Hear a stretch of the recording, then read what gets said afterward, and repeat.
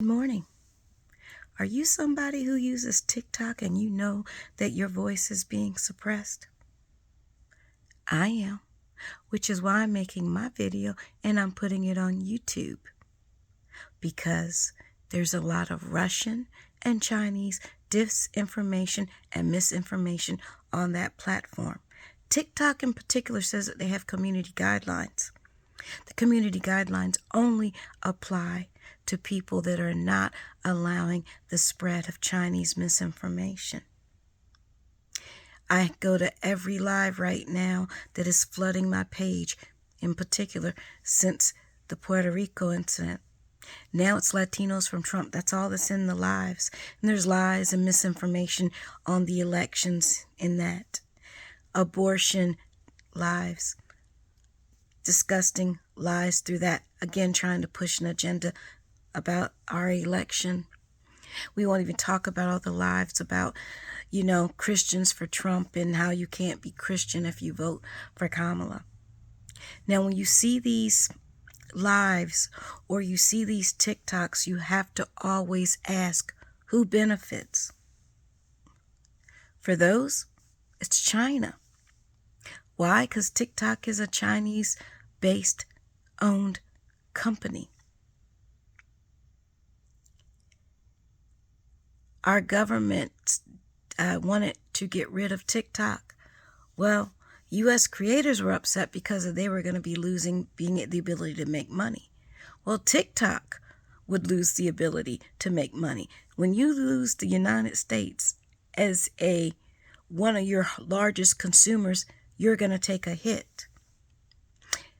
It is in China's financial interest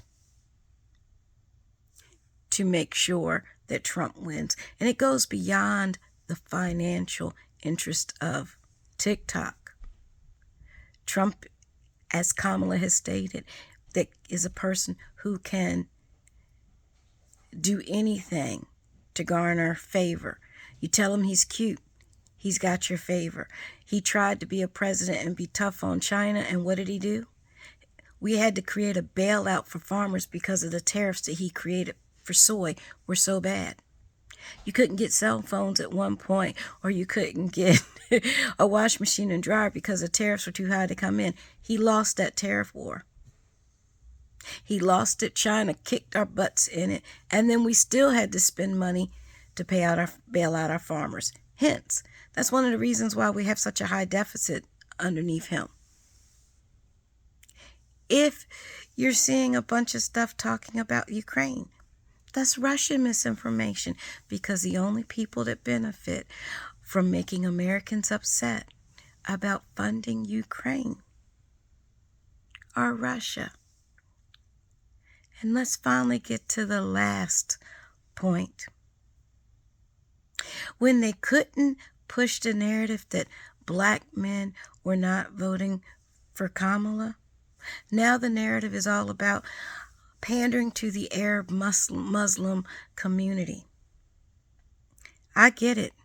My heart hurts for everybody that has suffered in Gaza.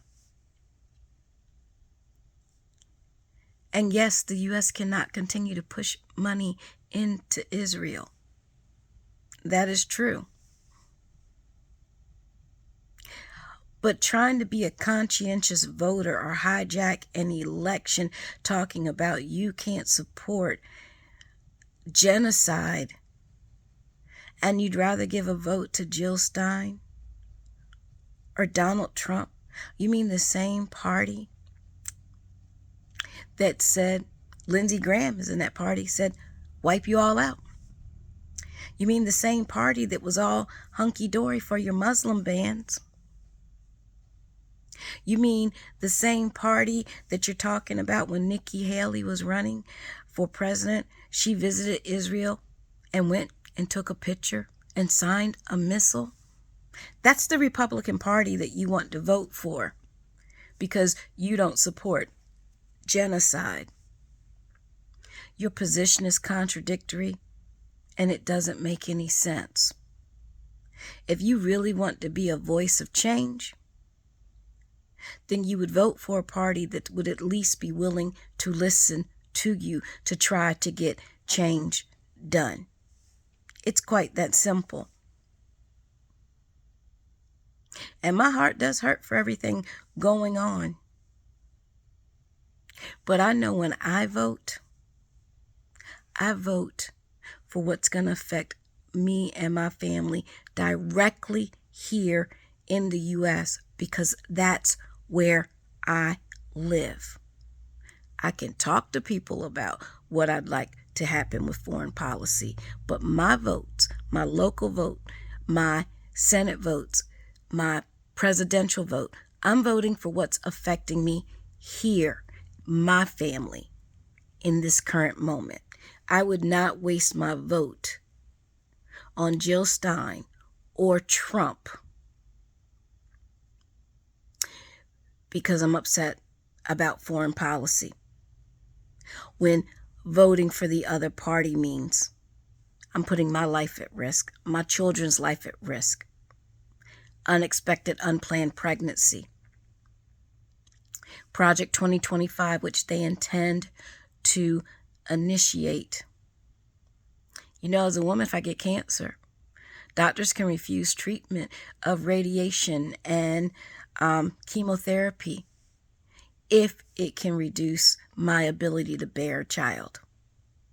I'm talking effects on my life in this moment,